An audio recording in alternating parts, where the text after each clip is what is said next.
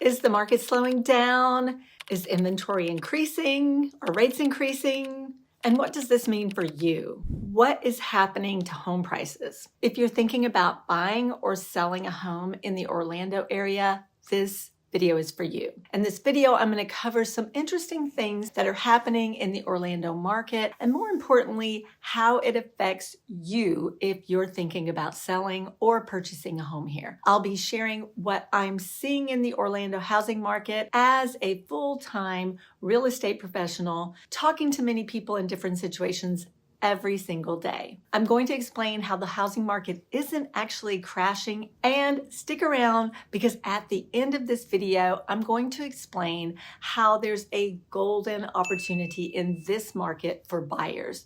Despite it still being a seller's market, not only do I have the numbers from SunStats, which is a real estate market research tool that I have access to as a realtor, but also I have anecdotal events from the home buyers and sellers that I'm working with right now. And this gives me a well-rounded picture of what's happening in our market locally. As I've been saying on this channel, real estate is hyper-local, so it's crucial to be aware of what's going on in the local market. I'm Kathy Williams with Team Williams, a mother-daughter realtor duo along with Savannah, and we are your Orlando relocation experts. You might have been seeing news about increasing inventory on a national level. So we've been seeing an increase in inventory in about 65% of major markets. This is true for Orlando as well. For the past year, we've seen a consistent increase in inventory in our market. The likely reason for this is that interest rates have remained elevated, keeping many potential buyers out of the market. And it doesn't seem like interest rates are going to come down much this year. The Fed has decided not to cut rates yet due to the persistent elevated inflation. But are we seeing prices fall due to this increase of interest rates? I'm going to cover that in just a little bit. But what's interesting about this graph I'm showing here of the month's supply of inventory in Orlando is that inventory has risen to the level that we were back in 2019. And if we zoom out even further, we can see that inventory is still nowhere near the level it was back in 2009. And the reason why I'm showing this is to provide some historical perspective. We still don't have anywhere near the inventory we had back then, and the market has yet to balance out. We're at 3 months supply of inventory, and a balanced market is 4 to 6 months of inventory. A balanced market, for those who don't know, is one where the market is not favoring sellers or buyers, and where demand and supply are about the same. With our current amount of supply, we still have some more balancing out to go before we reach this sort of equilibrium. So what does this mean for you? This means we are still in a seller's market. Now, this doesn't necessarily mean that buyers don't have any negotiating power, and I'll provide more on that in just a little bit. Here in Orlando, we are still experiencing a strong buyer demand and an increase in activity now that we're further into the springtime season, which is the usual time we see increased buyers and sellers. As you can see here visually with this meter, we are still in a seller's market, which means that demand is still outpacing the supply at this point. And the seller's market is just a hair stronger than last month. Yet, even though we are in a seller's market, many sellers are still on the sidelines because of the interest rates that have been creeping up little by little, because many sellers need to buy as well. So this is why interest rates are putting a strain on both buyers and sellers who are also wanting to buy, because they have these low interest rates. They don't want to give that up. They're in the 3 or below rate. They don't want to go to 7 now suddenly. What this means is that people who are selling right now, generally speaking, are people who really need to sell. For example, people who inherit properties and they don't necessarily want to keep the property. People who are elderly and need to downsize. People who are divorcing and need to sell. People who've had recent life events that give them a strong motivation to sell, like they got a great job offer or they really want to go live back with their family, closer to family. So in other words, people are basing decisions on big needs rather than opportunities in this market. Consequently, while mortgage rates stay high, inventory is going to grow because there will always be people who need to sell due to circumstances like I just mentioned. So what if you're a buyer or seller? You're prepared for it being a seller's market that's slower and with more inventory. What does this mean played out as you're selling your home or if you're looking for a home? This means that homes are going to be sitting for a little bit longer period of time than we're used to. Unless, and I just have to put this out there, unless the home is a turnkey, HD TV, perfect and priced correctly home. So it's especially important if you're selling a home that you want to work with an agent who will recommend a strong pricing strategy, one that reflects the market value. So you might be wondering, how long are houses sitting on the market these days? A lot of it depends on the location of the home, the condition, price, and like I mentioned, how the home looks. But I'm going to show a graph here that depicts the median time to sale, which is the median time it takes to get to the closing table after a home is listed. This is important info whether you're a buyer or a seller, and I'll explain why in a minute. But I have two lines here, one for Orange County and the other's for Seminole County.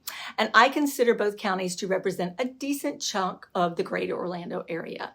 As you can see, the median time to sale is around 60 to 65 days, which means for a lot of homes on the market, it's going to take around 30 days to go under contract. What's interesting is that the lines are following the same path they did this time last year. So we may see that the median time to sale will keep going down as we get further into the spring and summer. But I think it's safe to say it will be a slower market for the spring and the summer this year compared to even last year. The point here is that the market is still doing a little bit of slowing down and less buyers are in the market. So for buyers who are interested in buying or who can buy now, you will probably experience a little less competition with other buyers than you did just even a year ago. Does this mean there aren't any multiple offer situations? No, but there are less multiple offer situations or less offers being put in altogether. For sellers, it's especially important that you price your home right in this market according to what the market is indicating the home would sell for. It's important that you're not comparing the price you see for a home that hasn't sold yet because that price might not be right for the current market. So it's crucial to speak with an agent who is up to date on what's happening. And before I talk about how home prices are being affected, I want to mention that if you're finding value in this video, please give it a like and consider subscribing to our channel. We put out market updates like this one quite frequently, and we also share insightful videos on existing neighborhoods and places to live in Orlando, and also the latest on new construction in the Orlando area. So much great information here. Be sure to check those out too. How does all this affect home prices?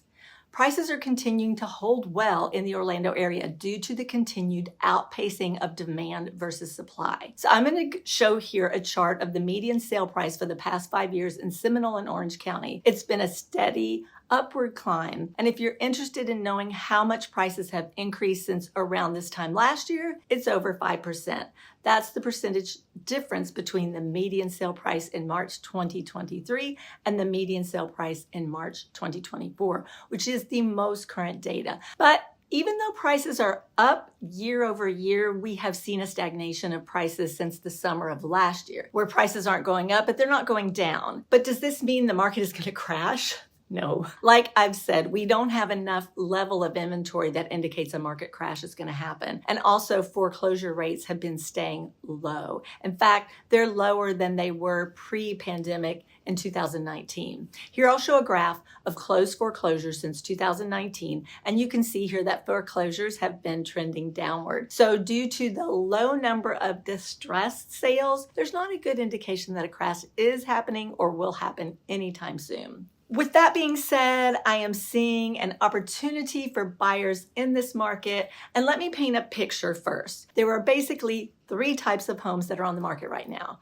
First, there are the very distressed type of home that not only needs a lot of cosmetic work, but perhaps needs a brand new roof, needs plumbing, there are holes in the wall, etc. The second kind of home is the turnkey property, the HD TV, picture perfect property that doesn't really need any work. And if it does, it's just minor things. And then you have the properties that are in between. The homes that were remodeled 10, 15, 20 years ago, the major systems are sound, but the home is somewhat dated, needs some cosmetic work here and there. It's not a home that people really fall in love with immediately. Typically, this type of home is sitting on the market for a while unless it's in a great location, like the middle of Winter Park, Baldwin Park, that area. This kind of home, the one in the middle between the distressed and the picture perfect, is the opportunity for the average buyer. Don't get me wrong, if you're a buyer who wants that picture perfect home, I don't think it's silly for you to seek the type of home in this market if you feel it's the right one for you. But if you are someone looking for a deal in this market, one where you can get some sort of discount, maybe off the asking price, maybe 1 to 2% off, and you don't want to deal with immediate major work, then the more in-between property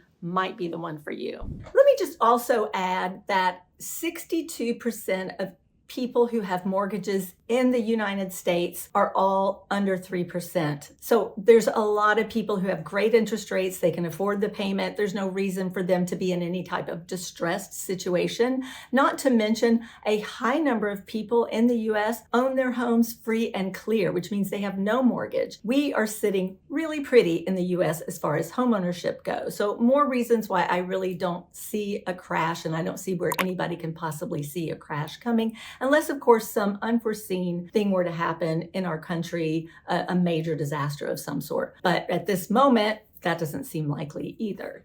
Buying or selling is a personal decision that involves a big picture view of all the factors, including those that are personal. There's things out there that are overblown. People are always trying to get attention on YouTube and that sort of thing. So I want to make sure you're informed so you can make the best decision for you and for your family. If you have any questions, or if you're thinking about taking the next steps to buy or sell in the Orlando area, we would love to work with you. Our contact info can be found in the description box below. See you next time. Bye-bye now.